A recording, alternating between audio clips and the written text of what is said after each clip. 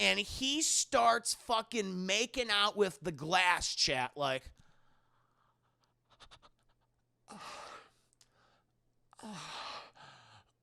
and like making moaning noises. I'm like, what's going on here?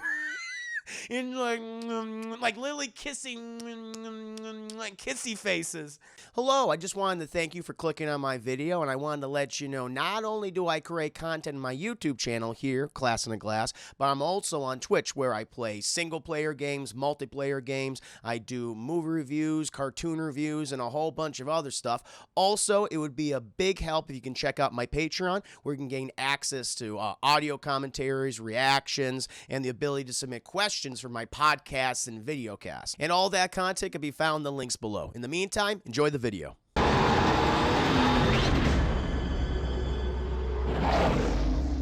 thought you were dead. Yeah, I get that a lot. But now, chat, we must get to tonight's review. 1997's Alien Resurrection, chat. Before we go ahead and get into the nitty-gritty, shitty details of this movie, I must ask you a very important question. That question being, how many of you have seen Alien Resurrection? All right? This is like the true ending to the Alien franchise, chat. Now, it didn't end with Alien 3. Everyone thought it was going to end with Ripley, but no, she's coming back. She's badder, angrier, and hornier than ever, chat. Lisa says, me, has you ever seen it? Hate it. What's you guys saying? Kevin Flop, I don't remember. I buy that answer. That's true. Nah, I just smell it's only the first one. Really? Only the first one? Oh, wow, only Alien? That's you've ever seen Aliens? Oh my god. We gotta do a watch party. I gotta force you to see it. That's cool. You saw the Alien is an excellent movie. I've seen the Nostalgia Critic review. Then you've seen the movie pretty much. He did a very good job of hitting beat for beat the entire movie, honestly. I mean, there's other character things and characters talk, but it's like, who gives a fuck? They're all gonna fucking die anyway, and they're not that likable or memorable to begin with. No, he did a very good job in that review. I remember watching that, like, God, 6 or 7 years ago. It was a good one. I saw some of this, but saw enough reviews to get an idea of the rest. Chucky is very horny in this. Everyone, all these fucking horror icons are horny. Chat's nuts. Chris Ayers says, ugh. Because if you wish, never seen it. Relentless Venture, we got this from Blockbuster. On VHS, huh? I saw it and it killed the series for me. I believe that. British people, every year something special happens on Netflix. The rest is boring. Okay. Person Mans, I saw it a decade ago. Jason, I've seen it. Sad face. Thank you for the 10 biddies. Lisa, indeed. Luke the Boss, the Alien Hybrid is nightmare fuel. We'll talk about the Alien Hybrid. We'll talk about the newborn, as it's called. The weird, gross, very moist, fleshy alien baby. Resurrection did Ellen Ripley wrong. It did Brad Dourif wrong. It did the aliens wrong. It did My Eyes wrong. It's not a good movie. I agree with Batboy. Because around Confession Time, I seen this movie so much, yet I never seen the third movie. Really? That's interesting. British Debo, every 5 to 10 years, something... Oh, I'm sorry. I just read that. You want to emphasize that. You want me to emphasize that. Okay. It did Ron Perlman wrong, too. Ron Perlman's in this. Yep. He's doing stuff. He's kissing French people, chat. He's making... sexist comments, and I guess it's just a fucking chick thing or something. I don't understand. He's doing a lot of that, chat. So it's good. Maybe a lot of you have seen this. It seems like more of you have seen Alien Resurrection than Alien 3, which is kind of cool. That's interesting to me. If I had to speak positive about Alien Resurrection compared to 3, it's maybe better paced, I suppose. I guess. I feel like there's more action scenes overall, but whether that means that makes it a better movie, I can't tell you. I mean, it is a better paced movie. Alien 3 is a very slow film, chat, especially compared to the sequel, Aliens, and of course the original of Alien. But yeah, this was Fox's attempt to Alien 3 was not the big, closing successful chapter they want it to be, but that's okay. That's okay, because we can bring Ellen Ripley back. We can try this again. We have a better version. We got this hot new kid. He's kicking ass on TV right now. He's got that Buffy the Vampire Slayer. Everybody's loving Buffy. I think Buffy came out this same year, I want to say. It was in 97. Yeah, it was 97. Because Sarah Michelle Gellar, she did 2 things in 97. She did Scream 2, which got her a lot of press, and then she did Buffy. And so they're like, okay, we got this big fucking show that's coming out. We got this hot new writer, Joss Whedon, who will not generate any controversy in his career. He's writing the fucking screenplay. He's bringing that new talent. We're gonna go with an avant-garde filmmaker. David Fincher, fuck him, okay? We don't care about him anymore. He's not gonna do anything good anymore. He's done. He's spent. But we're gonna add some sophistication back to the Alien series. And that's sophistication, Chad. So sophisticated. I can barely even say the word sophistication. But we're going to bring in a French filmmaker, Chad. Jean-Pierre Jeunet. I mean, that's a fucking French name. And he's got Pierre in his name. And so, like that, boom. Solid. Got the writer. Got the Frenchy director. Bringing back Sigourney Weaver as Ellen Ripley. She wants to give the fans a better movie. She's bringing the guns. She's got rid of that no guns clause in her contract. She's like, give me as many shotguns and pistols and assault rifles and flamethrowers as I can get, because we're going to destroy these motherfuckers. Like, okay, there's going to be more than one alien now. It's going back to the Aliens formula. Okay, cool. You know, because the aliens, like, we got Alien 3. It was a dog alien, and it ran on all fours, and that was it. And I was like, that's kind of lame. So they're doing that. We're going to see new types of aliens. Like, honestly, when you think about it, Chad, it's like, wow, you have a lot of interesting things. You got this hot new writer. You have this, this European filmmaker. You're bringing back the original star. You're going to have a greater action focus. It's like, what could go wrong? Everything. But yes, you have all these things. But what if underneath that layer, Chad, underneath that seemingly nice layer, you had a disgusting, moist, gooey, alien, goopy, horny center that just doesn't work in any capacity. And that's kind of Alien Resurrection. What if, yes, you bring this hot new writer, but he just has so many weird, off-putting, gross characters in the movie? What if he completely changed the lead actor, the lead character in the film, and made them nothing like how they were in the first 3 movies in any capacity? I mean, that's what this movie is. It sounds like, on paper, I'm like, okay, all right. I mean, you got Jean-Pierre Jeunet, who he was best known for, what did he do? Oh, yeah, he directed The City of Lost Children. He did that shit. And then, a few years later, he did Emily. But City of Lost Children's like a really interesting film. I could see maybe that's why they went with him, because it's just so fucking gross and weird looking. That's a good movie. I like that. So I was like, I understand what Fox was like. Okay, we got all the ingredients. It's just they didn't look at a recipe and they just threw it into a fucking bowl, chat. And that's kind of, Alien Resurrection. And audiences just did not respond to this movie for many of the reasons why I told you about. It did not do very well in North America. It was the least highest grossing film in the Alien franchise at the time. Made about $47.8 million, although it was a little more successful internationally. Made $113.6. This was on a budget of $70 million. Box office $161.4. But again, this was not what they expected. And it pretty much put the Alien franchise on ice for quite some time until Paul W. Anderson came in and did Alien vs. Predator. Now, before this, well, after this film, and before they did Alien vs. Predator, Cameron and Ridley Scott, James Cameron and Ridley Scott, were interested in restarting the Alien franchise and doing more movies and more sequels. But that got scrapped when Fox finally did Alien vs. Predator. But at this point, the Alien franchise is we can say, Chad, it's like, nope, call it dead. It's been dead for a very long time. Yes, we occasionally get these weird anomalies of goodness, Chad, of moist goodness, like Alien Isolation, the video game. Or maybe some of the comic books, or some of the books that they've released over the years. But over in terms of the movies, disgusting, terrible. Purple Canary, welcome to stream. Talking about Alien Resurrection. Kind of giving my general thoughts about the movie, the history of this film. And it's not good, but thank you for the 50 biddies. Do appreciate that. But yeah, it was a huge disappointment. And there were other ideas. Even Joss Whedon said, I have Alien 5. I got my script done. It's going to take place on Earth. You're going to remember that Alien 3 teaser? It's like, in 1979, in space, no one could hear you scream. In 1986, it was war. Well, in 1992, everyone on Earth can hear you scream. That was his pitch for the proper Alien 5 movie, where it was going to take place all on Earth. But they went, no, we didn't make enough money. We didn't make enough. Scrap it. We want to have the alien fight the Predator. That's what they did, Chad. Well, you want them to make an isolation movie? Oh, I don't know. That's a good question, Glee. I feel like that story was told so well. I mean, I guess they could adapt it. I mean, honestly, at this point, why not? Why not?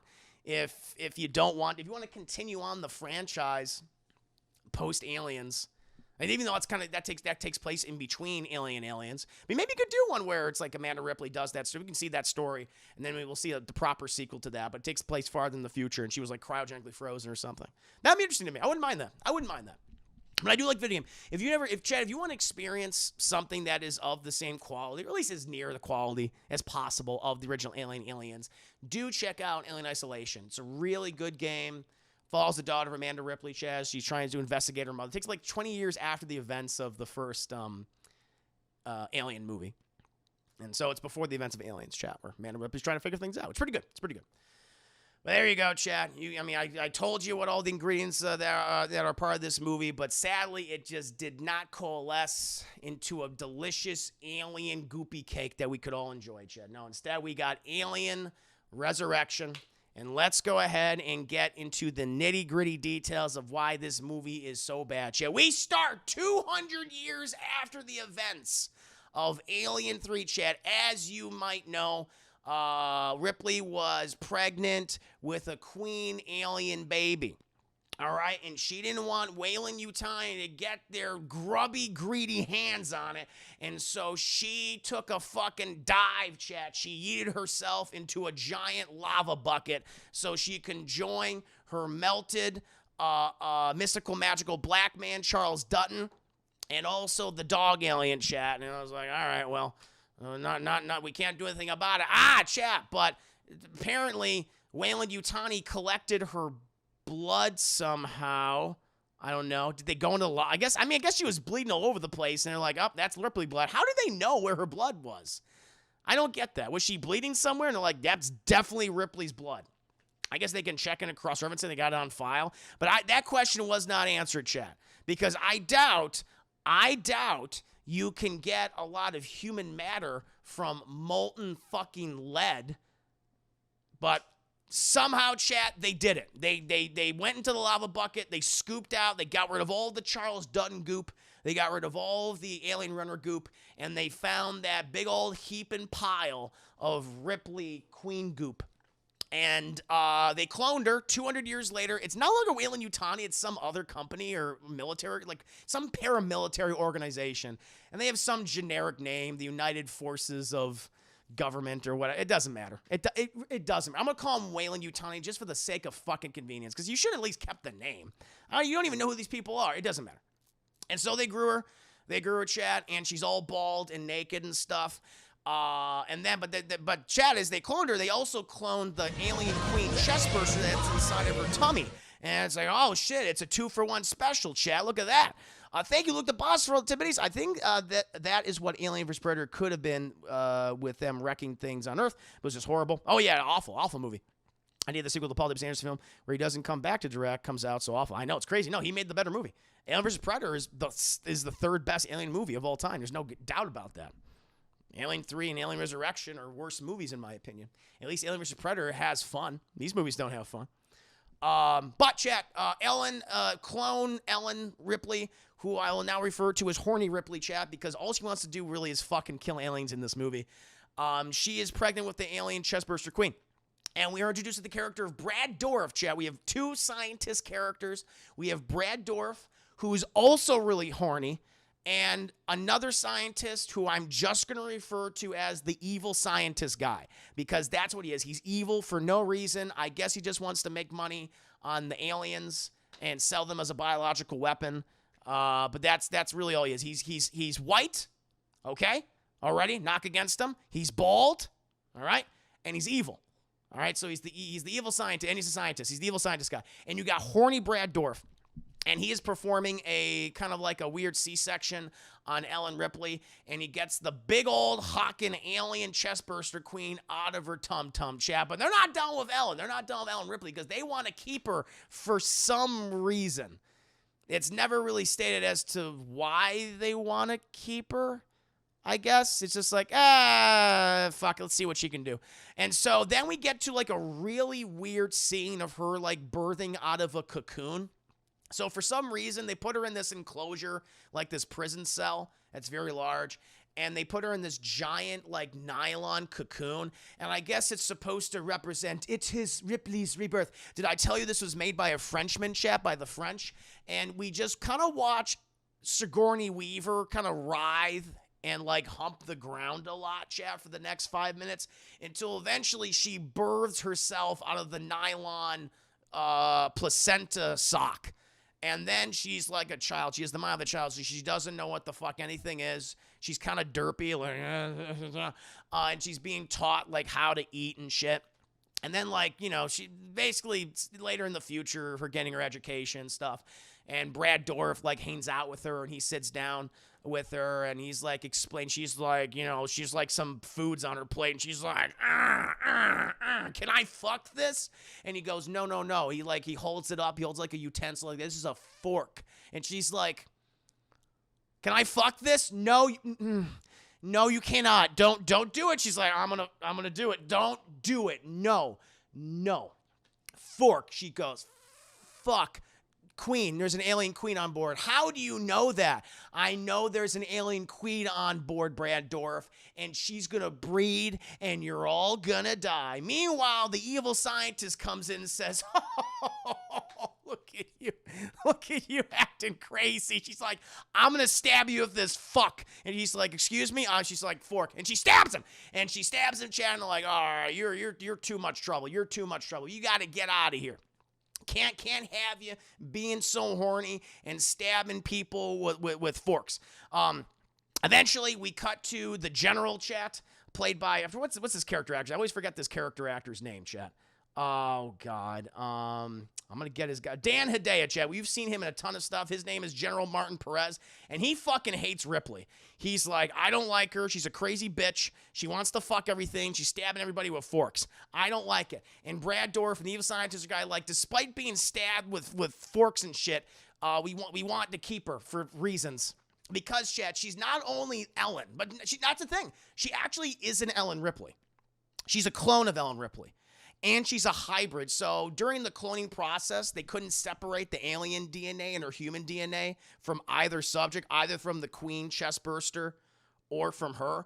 And so they both have a combination of each other's DNA. So she is indeed part alien, chat. Because you also see, like, subtle details, like her fingernails are, like, really moldy green colored, and they're super fucking razor sharp.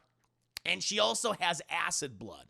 And where you can assume the queen has human attributes, but we don't see that yet. We'll find out what those human attributes are later on in the movie, and it's like, whoa, that's kind of fucking weird. But yeah, and that's also why apparently she is, like, super horny all the time, because the queen wants to breed and fuck everything. So it's like, okay, at least, I mean, I'm getting it. It's just weird, and especially, I mean, it's not but that's the thing that kind of doesn't sit well with me, because this is not the same Ripley at all. Like, that Ripley is dead. This isn't like, oh, her fucking soul went into this body. It's like, nope, not the same person. Like, she has the genetic memories of her old life based on Aliens, and Alien 3, but it's not the same person at all. It's just like a hornier version of her with acid blood. That's about it. But, you know, General Hedaya, he's like, I want to get her off the ship. And they're like, we want to keep studying her and keep doing our thing. And he has no fucking clue what's going on. He's just like, hey, as long as I get to live out my soldier lifestyle of my boys, as long as my boys and I are good, then all right, out of sight, out of mind, sure. Eventually, chat, we cut, and we're introduced to a ton of new characters. We have these pirates who are actually later on, chat. Joss Whedon has said this. This was the inspiration for Firefly. This is like Malcolm Reynolds, if you will, and the crew of the Serenity, where you have these pirates who are delivering these prisoners for experimentation on this. Oh, they're on like a giant fucking spaceship, by the way. It's like this huge, it's like the Sulaco times 5. It's ridiculously big. But they're delivering all these live prison subjects so then they can get, you know, face fucked by some face huggers chat. That's the thing that they're doing. And they're boarding because they want to get paid their money, chat, but the general's holding out and they board. And you get a whole big motley crew of people. You got Ron Perlman, who is very aggressive, who has like a big canister of what looks to be like alcohol or something, but it's a gun. It's actually a gun, chat. You also get the captain, who has no defining features other than just being the captain, and he has a big foot fetish, we'll find out later on in the movie. You also have a guy in a wheelchair, and I hate to be demeaning, chat, but that's all that defines him. He is the wheelchair guy. That's all he does. He's a shotgun in his wheelchair, which he does indeed shoot aliens with, but he's just wheels. We're going to call him wheels for the sake of convenience. You have some disposable character. You have a black guy. There is a black man in this movie, chat, okay? And unlike Charles Dutton, he is not going on about how I will lay down my life for white women. White women, chat. Didn't say he wasn't going to lay down his life for a white person, but he won't lay down his life for white women. That's all I'm going to say. And you have Winona Ryder is also in the movie, chat, a very young-looking Winona Ryder who is very annoying. And she's all like, this is horrible what we're doing. And it's like, you're part of a fucking pirate crew. You're a mercenary. Why are you always going on about how awful everything is? And there's an explanation. I'll give him that, chat. But it's like, already, you're not a very good pirate. You're doing a pretty bad job. But they unload all the prisoners, chat, and they put them in these chambers, and there's like an egg right in front of them. They're like, oh, and the egg, face fucks them, and that's it. Eventually, chat, we cut to Ellen Ripley playing basketball. There is a basketball scene in the Alien movie, chat. Like, this is fucking nuts to me. It's like, why? Why do we need, anytime you put a basketball scene in a genre film, it just never works out. Just ask Catwoman, chat. Did we need the basketball scene? We didn't really need any scenes in that movie, but we did not need that scene. It doesn't improve anything, and it does not improve anything here. And Ellen Ripley, apparently, chat, along with being a half alien human hybrid and horny, she has a thing for fucking basketball like you wouldn't believe. And the pirate crew, well, they also are very horny, and they also like basketball too. And so they're there, and hey, Ellen's horny, and they're horny. It's like, hey, let's get on. So Ron Perlman starts rubbing up on Ripley, chat, but she won't have it, chat. She just wants to play basketball, and so she literally like takes the ball, bounces behind her, gets Ron Perlman right in the ball sack, chat. He's like, oh! And he falls down, chat, because, his balls exploded at the force of that basketball bounce. And she just starts kicking everybody's ass in basketball. And it's like, this is supposed to be an alien movie. It's like, why has it become Coach Carter? Maybe if Samuel L. Jackson was in this scene, it'd be a lot better. But I see no Samuel L. Jackson Alien Resurrection, chat, and I am disappointed. A very fucking weird scene. And eventually, they're like, what the fuck are you? And she goes, I don't know. And it's like, yeah, I guess we don't know either. And then she does the whole thing where she throws the basketball behind her, and it goes in the hoop, and they're going, whoa. And they're like, they love that shit. Thank you for the 5 It's funny you mentioned Catwoman, the VFX supervisor on this movie, went on to direct Catwoman, and he took the sexy basketball thing with him. Oh, my God. That's fucking nuts. Because I'm watching the scene again. I'm like, this is so Catwoman to me. I totally forgot about the sexy basketball scene in Alien Resurrection, chat. So that's nuts that he took it with him. And so after the sexy basketball scene, chat, we just get a lot of bullshit of everyone in their daily lives. That's all it is. It's like, hey, what's everyone doing? What's everyone's day like on the ship? We see General Hamada. He's doing the whole shoulder shtick, chat, shining his badges, shining his boots, all that kind of thing. We see the crew doing the thing. We see the wheelchair guy like stealing shit. Ron Perlman is like drinking and like trying to have sex with the female crew, but they won't have it, chat. We see the captain of the pirate ship, and there's like it's like, oh, first it's kind of sexy because we see like his first mate who he's fucking, very pretty girl, and she's like in this really like tight, I don't even know, like this, it just hugs the body, chat, hugs the curves. But then he's not like all about the bazungas or the booty butt, chat. No, he is sucking on those feet like you wouldn't believe. And the woman is just like, oh my God, the way you suck my toes and my big toe and my pinky, it's so hot. And he goes, oh, I love it. And it's like, I didn't need to see a man sucking on this girl's feet, chat. Listen, I'm not shaming. If you have a foot fetish, I'm not shaming you. I'm not at all. We all have our kinks. We're all into different things, chat. But I don't really want to see it. I have no interest in seeing it in a movie. This is awkward. Tarantino must have been going like, oh my fucking God. He must have been going off, Jay. Couldn't believe it. And like everyone's getting off in their own way, chat. And then we see Brad Dourif. And like Brad Dourif so far in the movie, he's like, okay, he's been kind of creepy, sure, and ominous. But he did try to teach Ripley that fork and fuck are two different things. But then we see Brad Dourif being horny, Chad. And if you have a problem with feet, oh, fucking boy. So he's in charge of the alien research along with the evil scientist guy in the ship. And he's like recording these, like, these full-grown xenomorphs are inside a cage, chat. And like one of them walks up to the window that is like big plexiglass and is like, you know, walking up to him. And he starts fucking making out with the glass, chat. Like,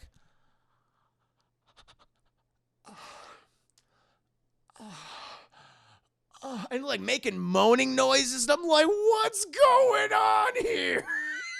And like literally kissing, like kissy faces. And I'm like, oh my God, I don't need this.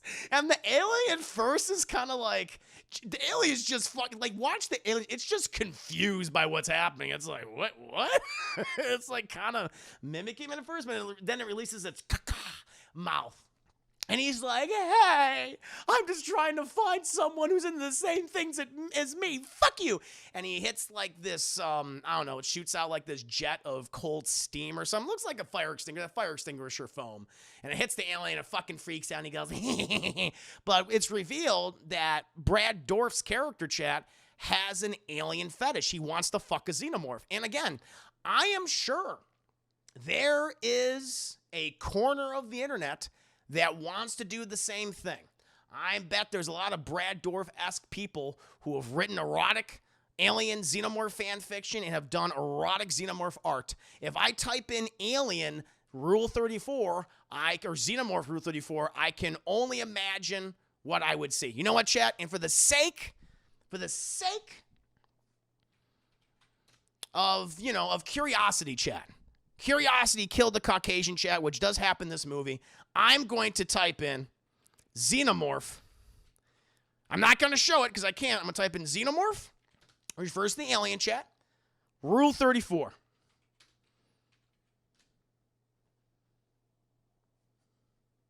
Yep. Yep.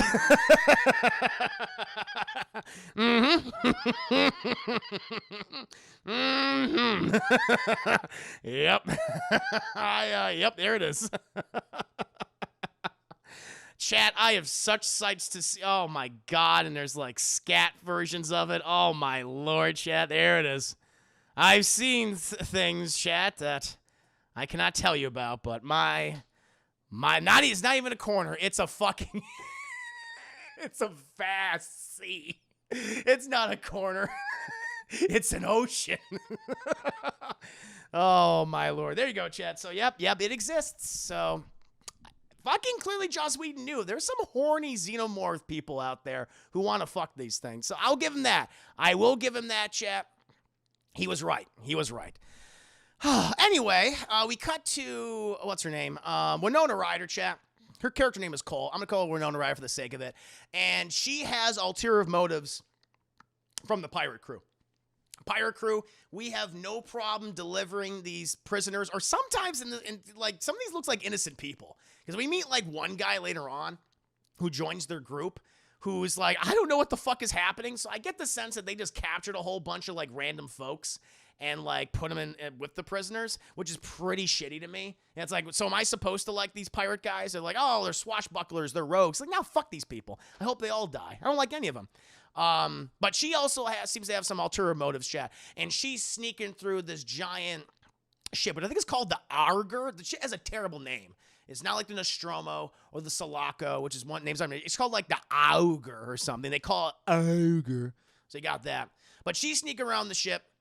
And she wants to go and talk to Ripley because she has some questions that need answering, Chad, okay?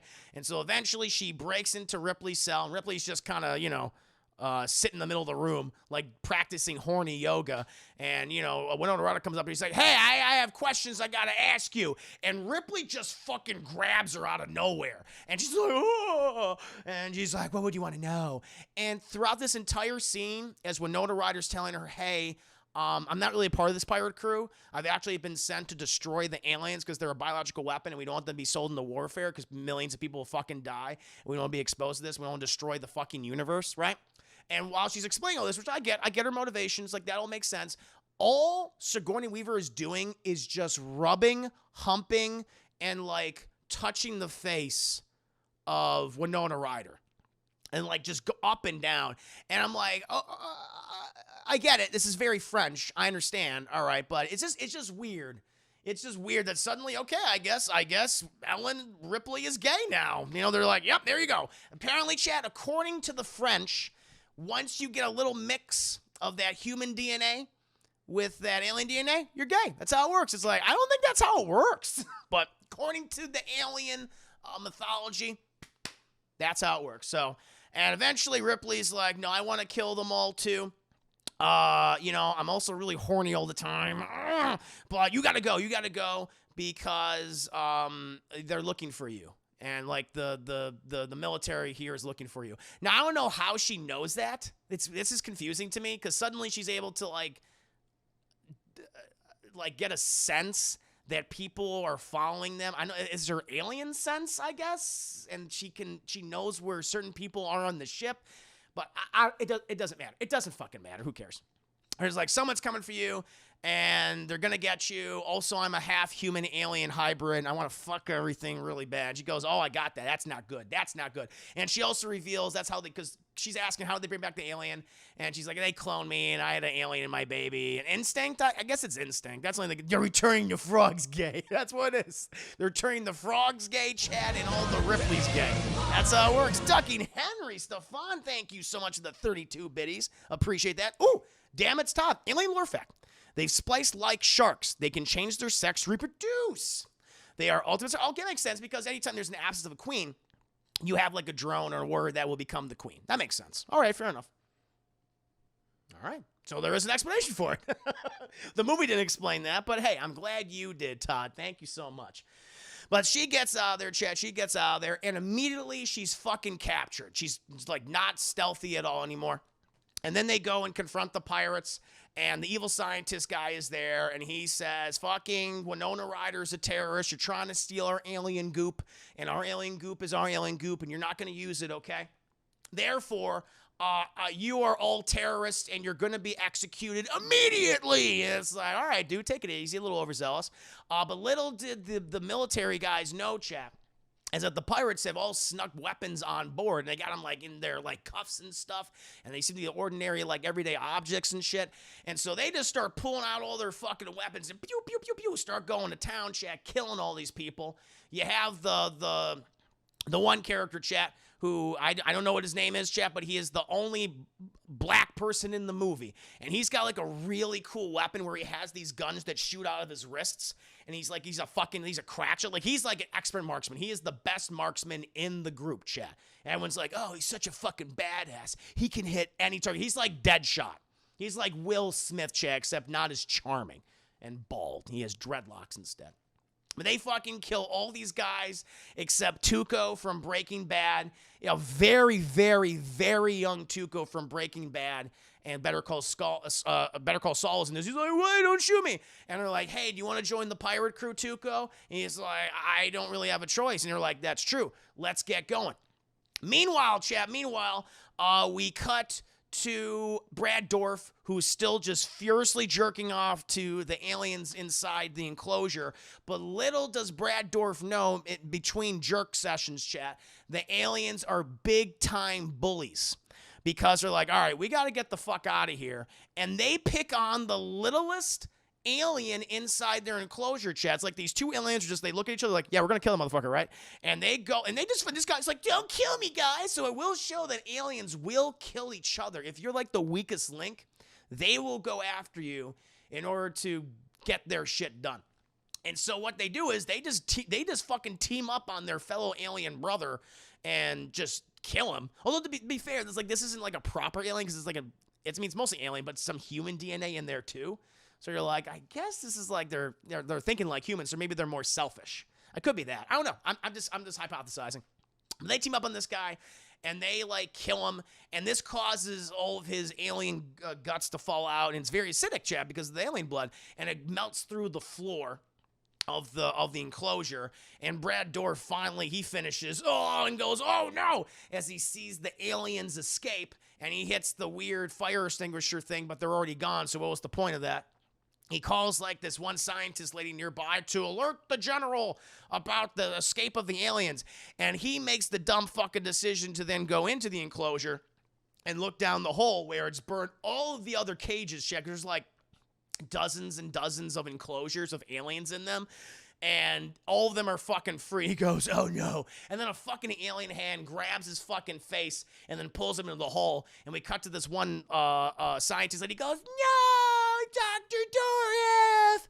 And then they go to the general and are like, hey man, listen, all the aliens have escaped. What do you want to do? And he's like, let's get the fuck out of here, which in hindsight is the smartest option, Chet. He's like, fuck this place. I'm not dealing with it.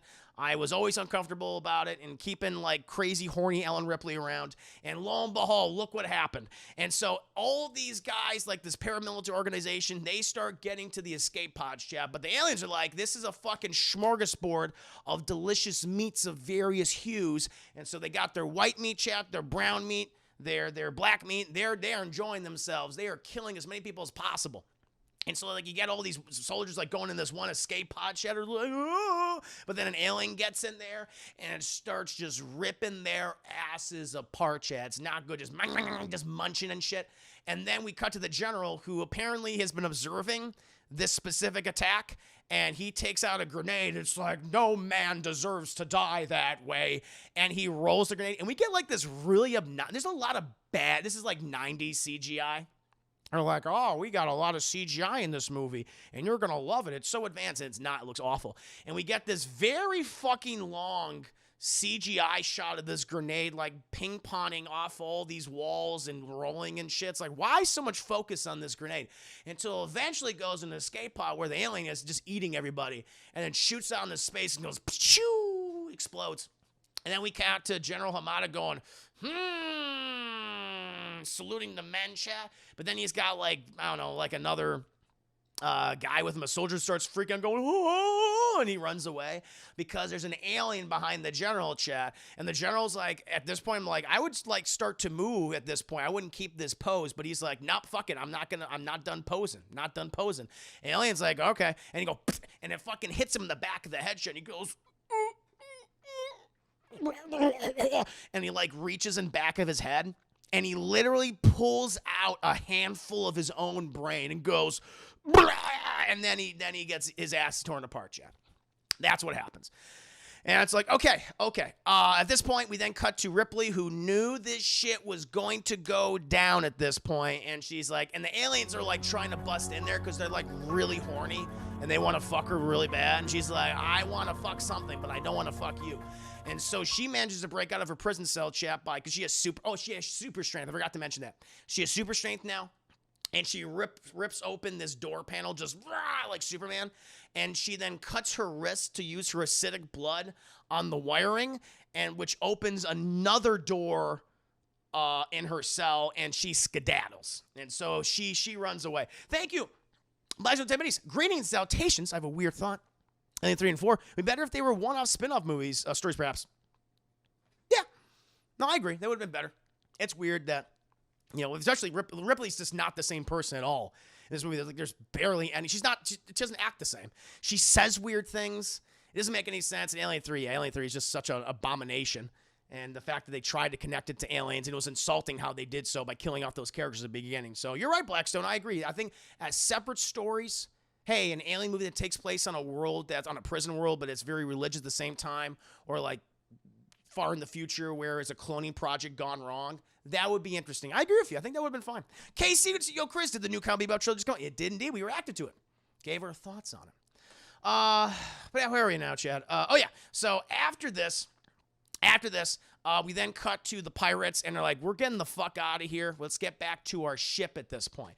But while they're doing that, chat, the captain gets distracted, and he says, guys, you go down all together in a big group, go down that way, and I'm going to go check out this very poorly lit tunnel. And they go, sounds like a plan, Captain. We'll see you in a bit. And so he walks down this very poorly lit tunnel, chat, until eventually a fucking alien grabs him from, below, drags him under there, chat, and just starts ripping out his tummy until it kills him, chat. The crew's like, we haven't heard the captain in a while, and he did say he was going to go check that dimly lit tunnel. Let's go and see how that's going. They walk back, and they see the alien just coming out of his gut. And they're going, oh, Captain. But then we have Tuco there who tells them, don't shoot the alien because of its acidic blood. If you shoot it, because Tuco's bringing some knowledge. He says if you shoot it, it'll melt through the hull of the ship and we'll die. I mean, that didn't stop, the aliens from doing that earlier when they melted through the hull, but I guess in this case, no. And they're like, okay, let's just go back the other way. But so they're trying to open this door, and the alien's literally just kind of standing there, just like, are you going to attack them, or what's the plan? What are you going to do? It's like, it takes a long time for it to, I'm going to actually engage now. But before it does that, chat, it notices the captain his body is still moving. Oh my God, he's alive.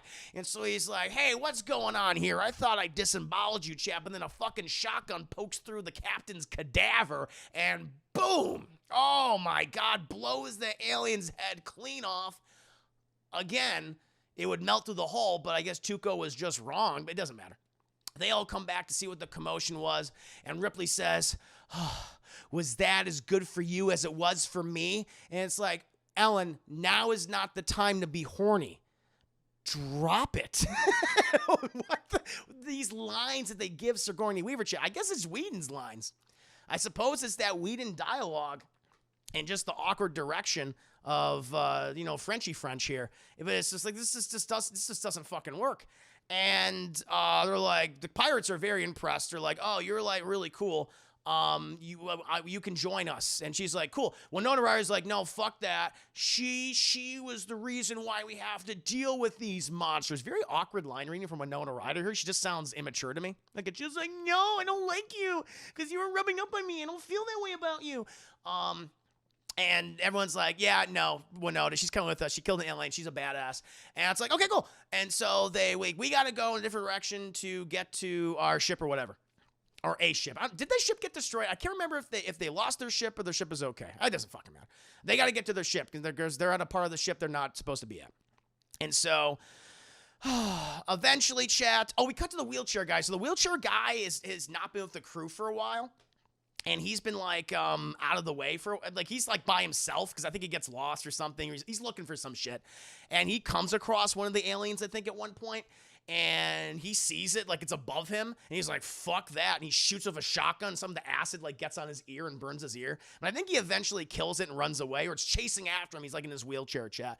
And at one point there's they're going to an elevator, and they're trying to open this elevator, but it's okay, something's coming here. Also, I should mention the evil scientist, I think, is with them at this point. The evil scientist, I think, has joined them along with, is the prisoner here yet? No, not yet. That comes later. But I think the evil scientist has also joined them too. But the elevator opens and it's the wheelchair guy, and they go, oh, it's wheelchair guy, thank God. And they're all hugging and everything. It's good. And eventually they keep moving until Ripley, her Ripley senses are a tingling, chat. She's not horny, but she's feeling a little emotional right now. It's like something's going on with Ripley. And she goes into this one medical wing, chat, and where it's filled with all of these test subjects, chat, and they were the previous cloning attempts for Ripley. And this is actually a cool looking scene because it's all abomination Ripleys and shit, and they're all the human alien hybrids. It's oh my God, this is horrible. And it's disgusting. They're all in medical tubes and going, until eventually she comes to a table where she sees a living clone Ripley, but she's got all alien parts to her and stuff. And she's just on the table going,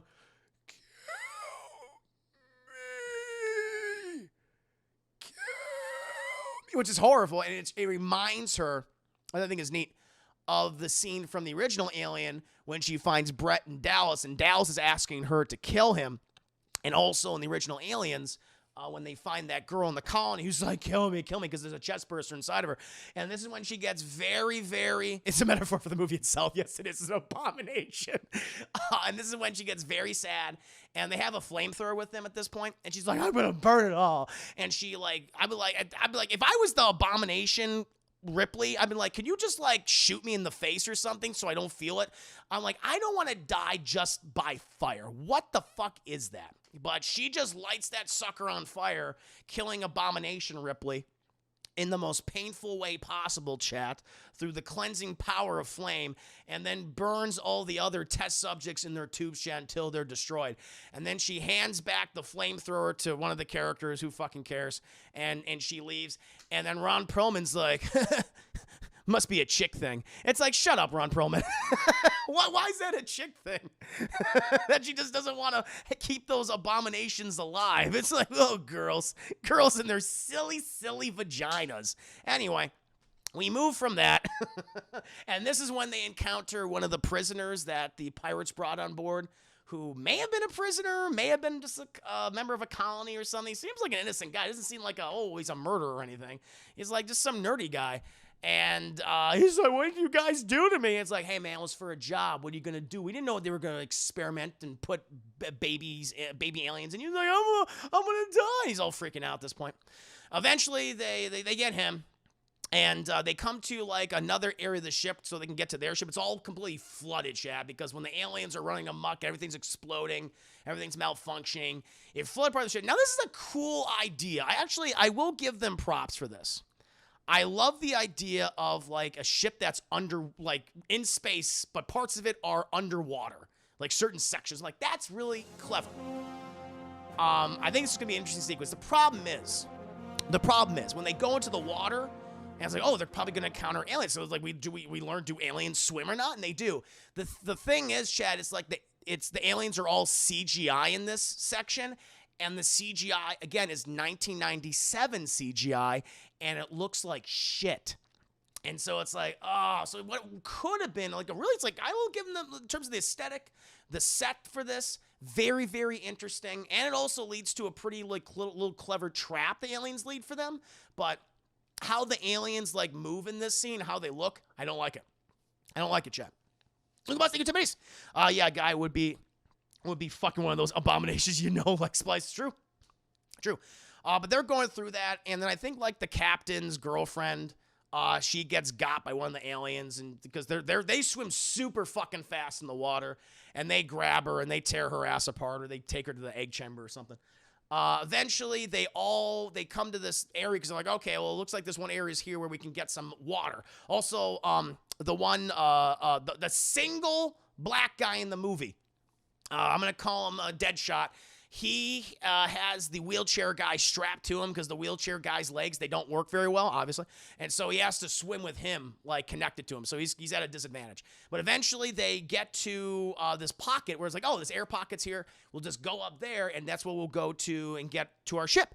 Problem is, Chad, when they pop up, it's an egg chamber where, in case, like, if you got to this area, aliens are like, we're going to get you motherfuckers. And they put alien eggs everywhere. And when they pop, they go, oh, shit.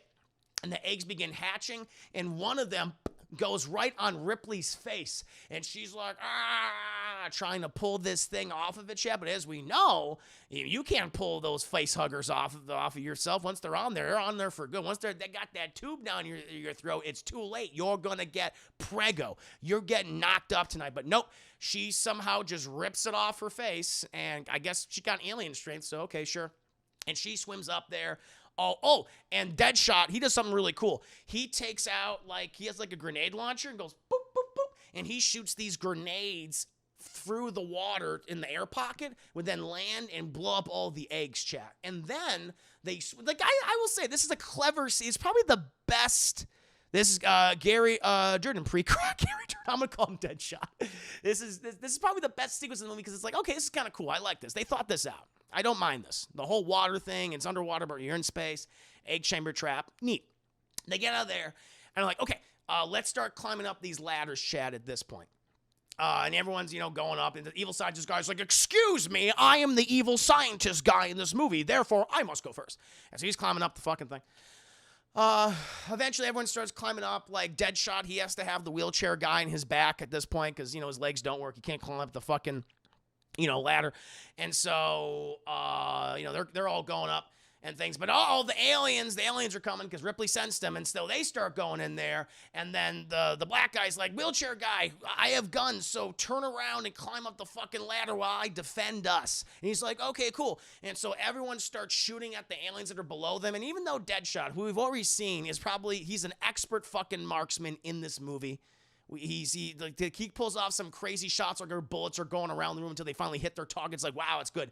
There's an alien directly below him, and he can't shoot it for shit. He's like, and the alien's like, nope. Oh. The alien knows the 5 Ds of dodgeball, apparently, chat, clearly.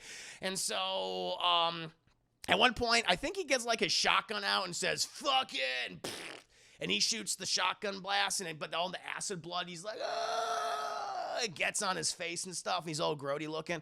Eventually, evil scientist guy, he gets up there first, and he goes, haha, I am evil, didn't you know? And you are far too trusting. And he sees Winona Ryder because he really dislikes Winona Ryder, and he shoots her. He shoots her in the tummy. Where she falls down into the water. And Ripley's like, no! She's really sad about that because she was really horny for Winona Ryder. And the scientist guy, he runs away. Eventually, we cut back to the Deadshot chat, good old Deadshot. And we see that the alien body is hanging onto his foot, like by like a finger. It's just hanging like this the whole time. But the Deadshot's like, you know what, guys? I'm gonna perform a blackrifice, even though it is not necessary in any capacity for me to, I could literally just kind of move my foot slightly and the alien corpse would fall into the water. I'm like, nope. I'm just gonna perform a blackrifice here. And so the wheelchair guy's like, no, you're my best black friend. He's like, I know, that's why I gotta die. Gotta protect the white folks, chat. And so he unbuckles himself from wheelchair guy, and he tumbles into the water with the alien, chat, where he seemingly dies. A blackrifice has happened many times in an alien movie. It's like, but this one was really unnecessary. If you thought Charles Dutton was bad, it's like, why did you kill this guy? Yeah, his face is a little fucked up, but he's still moving around. He's still like, yeah, I'm burning really bad. I mean, I'm gonna get this eye removed at this point, but I'm not dead. I'm not dying. And so he's blackrifice, chat. Eventually, like everyone's panicking because the aliens are coming. Where are we now? I'm trying to remember. Oh yeah. Yes. Oh yes. And so they're all climbing up there, chat, but they can't fucking get through. They can't. Charles Dutton's death is fucking insulting. When that happens, and he's going all, but I'm going to protect Ellen with my life. And he's like, you go. Like, even though Ellen should have been the one to stay down in the lava bucket, that would have made the most sense. Charles Dutton could have escaped. But he's like, nope, got to kill myself. Duck and Henry for the whites. Clearly. Thank you, Duck and Henry. Thank you, Stefan. That's what the guy says. He's like, for the white man. And just dies. But they can't get out of the chamber room, chat, and they're like, uh-oh, the aliens are coming. But then the door magically opens, and who's standing on the other side? Winona Ryder. And they're like, what the fuck? And they see she's got a big fucking hole in her tummy, chat. It looks like it's filled with mac and cheese and milk. And that's the big reveal. She's an android. And Ripley's like, oh my God, you seem so real. And apparently, chat, this new version of the Milky Mac androids, they've given them a soul somehow. Because, you just put a few lines of code in and they're like, yep, you got a soul. You're good. Yeah, she's super they gave the robots emotions, even though, later on, this is our first, she's the most advanced model of android ever. There's been nothing like her. David from Prometheus. Unless you count David from Prometheus yet, but I guess he was like a prototype model, but whatever. But yeah, they literally programmed her with a soul. And that's why she cares so much for humanity. And that's her big thing. And that's why she doesn't want the aliens to come back. Look, also good to me. I don't want to live anymore if my face is fucked up and I can't still get bitch. That must have been what he said. That's the only thing. So at this point, they're like, okay, well, that was kind of weird that you deceived us all about being a robot, but I mean, it's not hard to believe also because you were so not a pirate to begin with. I mean, the fact like, oh, the pirate's life sure is for me. No, it's fucking not. You're a goddamn liar. But, you know, they keep walking. They keep walking, chat. But then Ellen's getting her horny alien sense is a tingling, chat. And she's like, oh, there's something. Ooh, I'm feeling. She's like literally humping the ground, chat. She's like doing yoga and everything like, oh, yeah, that's some good stuff. And Winona's like, Ellen, what's going on? And she's like, the queen, she's in pain. Horrible, horrible pain. And eventually the aliens just come out from the grate and they grab her and they drag her down. And Winona Ryder's like, Ripley! And then we get like a super sexual scene when it looks like she's fucking them. It looks like she's like she's having a xenomorph orgy where it's like a sea of them and they're like moving. And you know what, the chat, I realized what was happening. I was like, oh shit. I was like, is this the connection? And I didn't realize because I'd not seen this movie in a very long time. So there is a scene in the original Alien, chat, and I really like it a lot. It's when we have Parker and Veronica, what's the characters? Lambert. It's when we have Parker and Lambert, and they're getting the O2 for the life pod from the Nostromo. And then they're both confronted by the alien. The alien kills Parker after he tries to save Lambert. And then the alien is approaching Lambert, but it's not moving how we've seen it before, and it's moving like this. Like it's feeling the air, like it's moving very slow. And I was like, holy fucking shit. Because we cut from that scene, and we're now with Ripley in the original Alien, and we assume Lambert being killed, but it also sounds like it's very sexual.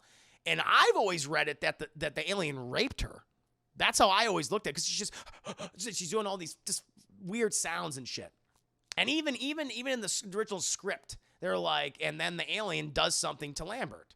And I thought, oh shit, and the aliens are moving in this scene, in the orgy scene, just how the original Alien moved in 79. And so it's like, I wonder if that's the connection. I don't know. I was like, okay, so maybe there we go. It did rape her in the original movie, and Ellen is, Ripley's having sex with these things. So eventually, we cut from that. It's like, okay, here's your xenomorph orgy, and we then go to the evil doctor, and he's like, I'm evil, I've been here the whole time, and he grabs him and is like, you're getting me off of this fucking ship. And I think he has like Winona Ryder, he's holding her prisoner and shit, and Tuco and Ron Perlman like, let her go, man, let her go. He's like, no, I'm getting out of here, you'll know nothing and shit. And eventually we cut back to the Prego prisoner, and he's like not feeling great. He's got the bubbly gut shit. He's like, oh, my tummy. He's about to give birth. He's about to front poop out an alien baby. And I didn't know this, chat. Ladies, if you had children, please let me know.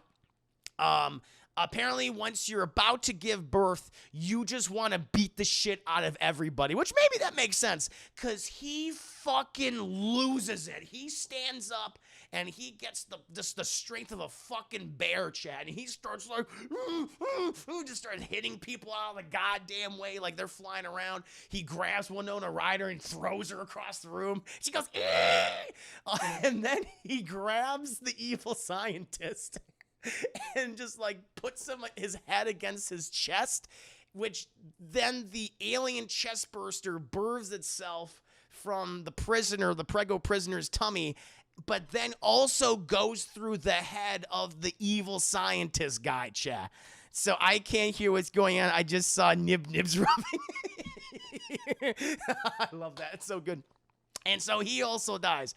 And so I guess, Prego strength, chat, that mama bear, he got that mama bear strength. And then fucking Ron Perlman and Tuco, they shoot the Prego prisoner, and they shoot evil scientist guy, and they die. And then they die, chat. Eventually, after that, we then cut back to, you're like, okay, that was fucking nuts. Let's cut back to Ripley, see what she's doing. And we find her inside of the Queen's egg chamber, chat. And she's like, what the fuck is going on? She's all like glued up there and everything. And we also find out that Brad Dourif is still alive, and he looks like he's encased in a giant fucking booger. He's like in a giant wall booger, chat. And he's just like, oh, Ellen, you're awake. You're about to see something beautiful. And it's like, oh, what's he talking about, chat? And we see the queen alien, but it ain't no regular queen alien, chat. And he's like, so as you know, Ellen Ripley, and in case the audience forgot, you received some of the abilities of the alien. An unfair, unbalanced exchange. But the alien queen, she too received the abilities of a human woman. The ability, the gift of childbirth. And we see the alien queen, she's just like, oh, my feet are swollen. And she's pregnant. Like her belly she got a big old prego belly, chat. And she's like, oh my God, I just want ice cream and someone to rub my fucking feet. And she's like, oh, it's a coming. And Ellen's like, oh my God. And so the alien queen starts birthing. She's a lot bigger. Hey, chat, I mean, that's what happens. You put on the pregnancy weight. That as every woman should do. Okay, I'm not, that happens, chat. You gotta add the weight. But she put on a lot of weight. And so she's like, oh, here it comes.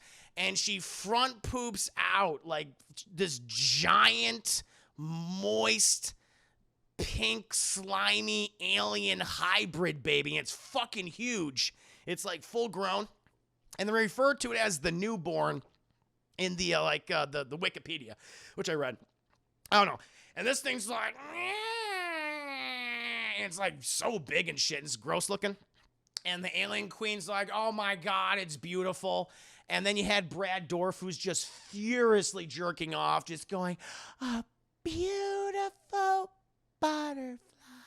And Ellen's like, this is weird. And eventually, like, the newborn goes up to the queen, and the queen's like, come here and give mama a kiss. But then the newborn looks at the queen, and it's like, not the mama! Boom! And she not the mama! And she just reels back, chat, and just hits the side of the queen's face, like knocking off, ripping off half her face. And she's like, oh! And then the newborn just, like, eats the mom. Just eats her, chat. And Brad Dourif's like, no, this is horrible. Ellen's like, I'm getting out of here. This is weird. And so, but then the newborn sees Ellen, and she's like, oh shit, here we go. I'm ready to fight. Let's do it, queen. Let's just like back in the old days, Ellen versus the queen, except there's no robot suit and there's no Newt, and Ellen is not horny, not as well. She's hornier. But, same thing. And the thing doesn't attack her, chat. It just, mama. And it literally just starts nuzzling Ripley and, like, hugging her and shit. And, like, I want milk. And she's like, oh, God. But that's the thing. And Brad Dourif says, oh, my God, it thinks you're its mother. Because that's a closer genetic match, chat. It's closer to Ripley now than it was the alien queen. And Ripley's like, I don't really want to fucking breastfeed this thing. And so she distracts it with, I don't know, a little squirt, and it chases after the breast milk, chat. And I'm like, she's got to get the fuck out of here. I got to go. Meanwhile, the thing laps up the breast milk. I don't know what it does. But then it's mad because its mama's gone. But it sees Brad Dourif, and it's like, okay, you've been horny for way too long. And it waddles over, chat, and it just eats Brad Dourif's face, chat. It just eats him, kills him.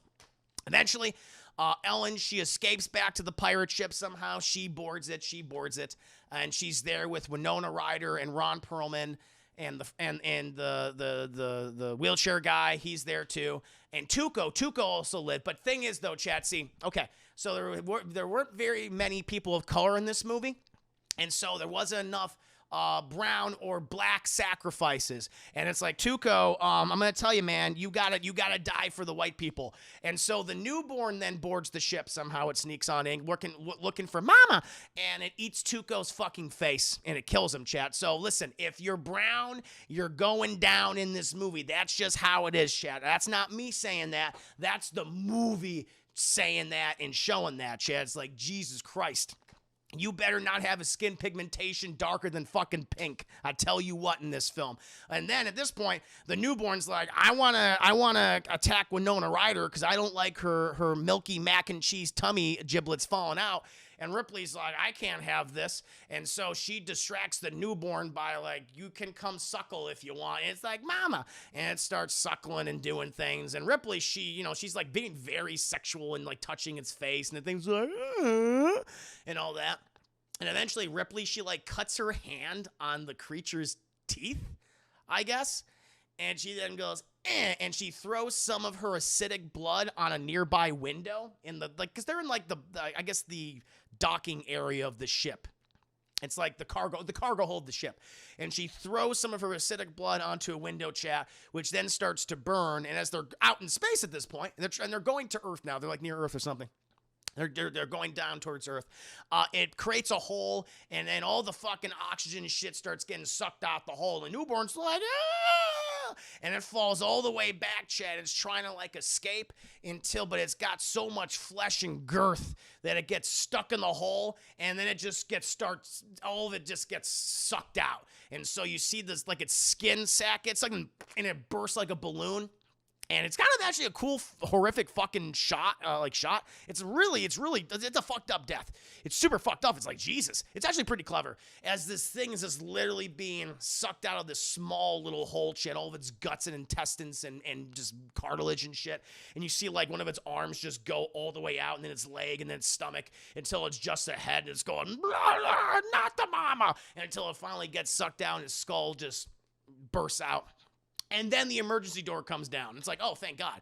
At that point, we then cut to Ron Perlman and the wheelchair guy, and they're now in Earth's atmosphere, and they start making out, chat. So, hey, if you wanted that sexy scene that they were teasing at of Sigourney Weaver and Winona Ryder just kissing and groping, nope. It'll be Ron Perlman and the French guy in a wheelchair. They start going at it, chat. But then we cut to the ship landing, and Winona Ryder and Ripley, they exit, and they go, well, that was crazy, huh? But look at Earth. And Earth is a fucking shitty, dust-covered wasteland, chat. It's just covered in sand. It's rough, coarse, and irritating. And it gets everywhere. And I think, don't they land in Paris? I think we see the Eiffel Tower, chat. Did you know this was made by a French guy? And that, my friends, is my scene by scene breakdown, chat, of Alien Resurrection. What a fucking movie. What a movie, chat. Yeah, just, again, like, on paper, it's like, these are some really good ideas. It's like, you got some creative, you got some cool talent behind it. You're bringing back a character everyone loves, and it's like, you're going to give her a proper send-off, but what was in there, what was behind the facade, chat? Weird. Weird direction for everything. Very horny, off-putting characters, bad CGI, and that's kind of what we got with this movie, chat. Like, one thing I'll say, is it better paced than Alien 3? It is. But I'm debating, like, is this better? I don't know. I really don't know. Glee, think everybody's well done. Thank you, Glee. Like, I have no idea. I can't decide which one's worse. I don't know. I think I like the environment of Alien 3 more. It's a more interesting world, like a penal colony. I kind of like that idea. I mean, but those characters, I will say this, but the characters in Alien 4 are more memorable. Like, other than everyone in Alien 3 is bald, white, pale, and British. That's it. Like, there are different types of characters in this movie, and even though I don't remember all their names, like, they had distinguishing features, and they had special abilities and stuff, so they did stand out. Like, that was a thing. So maybe Alien Resurrection is better in some ways, but Alien 3 is a little bit better in others. But still, overall, they're just bad movies. They're really bad movies, chat. And audiences clearly weren't interested, because then not a lot of people saw this film, especially in the United States. So for me, it's again, much like Alien 3, it's like a low sum of bullshit, chat. Oof, what a journey, Stefan. Thank you so much for the 10 biddies, and thank you, Glee, again, for the 100 biddies. Hope you guys enjoyed it. Great view, Chris, damn it. Damn, it's Todd, slow clap. Thank you. Oh, Lamb, you did not just quote. I quoted him. It's Earth's covered in dust. Was it the Eiffel Tower at the end? I think it was. What a weird, off-putting, horny movie it is. It was a French movie. He failed that. I know Jean Reno. What was that? Where was he? It's not better in pacing, yes, but its direction was very out there. It was. She got worse in the universe to the point of the Earth looking like shit. Yeah, which makes sense. I'll review breakdown. Thank you, Casey. Thank you. You're like, call me saying that you got pissing him because of your birthday. What? I don't know what the hell are you talking about. Newborn was designed and played by Tom Woodruff Jr., who has worked on everything sci-fi horror from Terminator to Mortal Kombat. Well, not one. I mean, I will say the Newborn, interesting creature. I like the idea of human-alien hybrid monstrosities. That's always been a part of like an Alien sequel, chat. Like even all the way back in the day with the proposed Alien 3, long before they did David Fincher's version. William Gibson's script, famous William Gibson script from 1987. And you can actually find an audiobook with like Lance Hendrickson and Michael Biehn coming back to do the voices of their characters. Because mostly it focused more on them than Ripley and Newt. Like Newt pretty much exits the film in the beginning. She's sent to live with her grandparents on Earth. And Ripley's in a coma. And it's about Hicks and Bishop trying to shut down this program where these people are trying to weaponize the alien as a biological virus, where the aliens are no longer there, but they've been turned into, like they finally been turned into a biological weapon, and where it's passed from person to person, and like the alien, you fight like all these alien human abominations, which is actually kind of cool. And they also turn into a graphic novel as well. So you do have that. But yeah, I guess they tried to do that with this, but just didn't work out. Like I like that idea, just this didn't work. Crazy Inside the Newborn, it was one of H.R. Geiger's last creature designs, works in the movie. Oh, look at that. H.R. Geiger's original lore, it was supposed to have a penis coming out of a vagoo.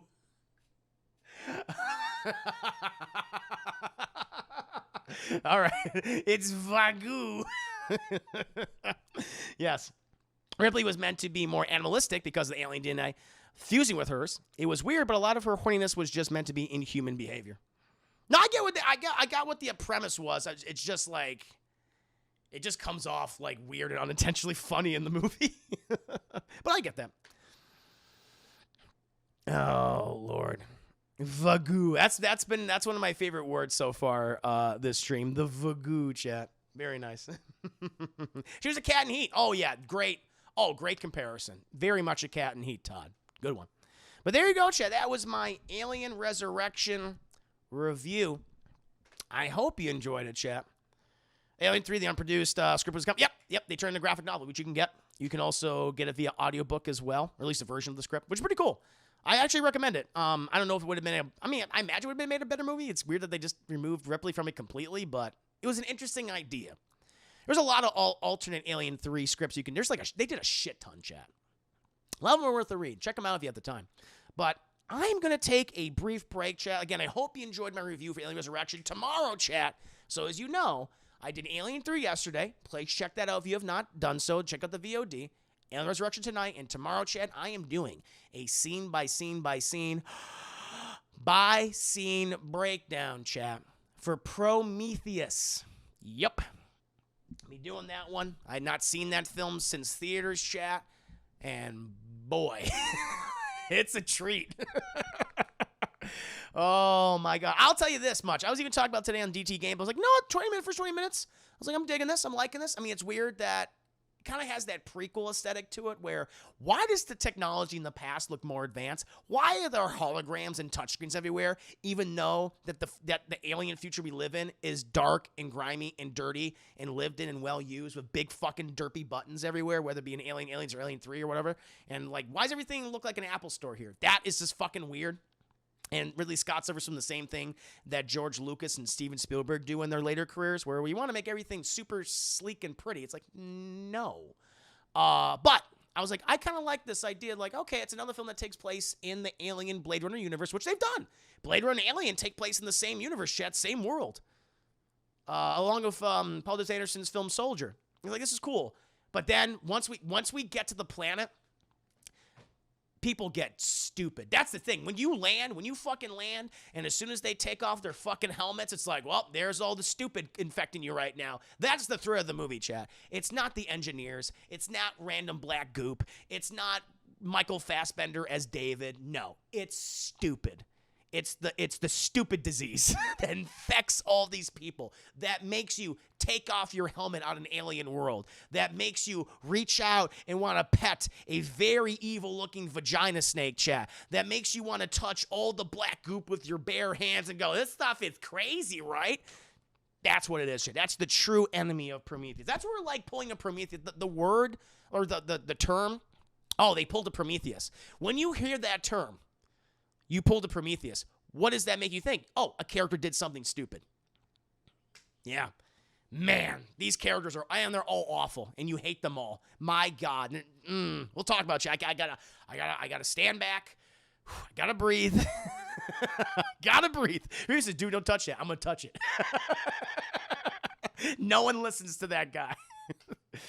Oh, they are awful, awful. Even beforehand, they're just mean. That's the one thing I will say, because it's like, before they even land the planet, and they're just talking to each other, they're just really mean people. Like, no one likes each other. I'm there for money. Everyone's got a fucking stick up their ass. Everyone's, like, super overly sarcastic. It's like, oh, my God. Like, no one's a friend. Like, there aren't, like, mutual friends among people. It's just like, we're just coworkers. It's like, ugh. Yeah, we'll talk about it, yeah. We'll get to it. You'll get to it. Like, the most, honestly, yep, except Michael Fassbender, which is so crazy, KC. David, because it's funny because I'm like, I do like David in this movie. Michael Fassbender does a really good job in Prometheus. I think, for whatever reason, his character goes off the rails in Covenant. It's like, what the fuck happened? You ruined the only good thing you had in the original movie. Like, he does a really good job in this film. Like, he nails it. I forgot, because I typically just have this very negative reaction to that character ever since Covenant, but I'm like, you know what? In this movie, he's really good. He's kind of the saving, if you have to think of saving grace in that film, he's great. Anytime you're with him, like his life on the ship, and when he starts doing like really shitty things, when he just starts fucking with everybody, it's really cool. But yeah, I love it. Love it. Thank you for the 10 minutes. Movie poll. Oh, we'll do a movie poll in a bit. But first, I need to get myself a drink, chat. I need an alcoholic beverage after all that horny alien shenanigans. So, chat, please entertain yourselves amongst yourselves, and we'll get... Actually, you know what? Let me go... let me switch over some wires first. And why don't you go ahead... Speaking of horny, chat, check out my OnlyFans. OnlyFans.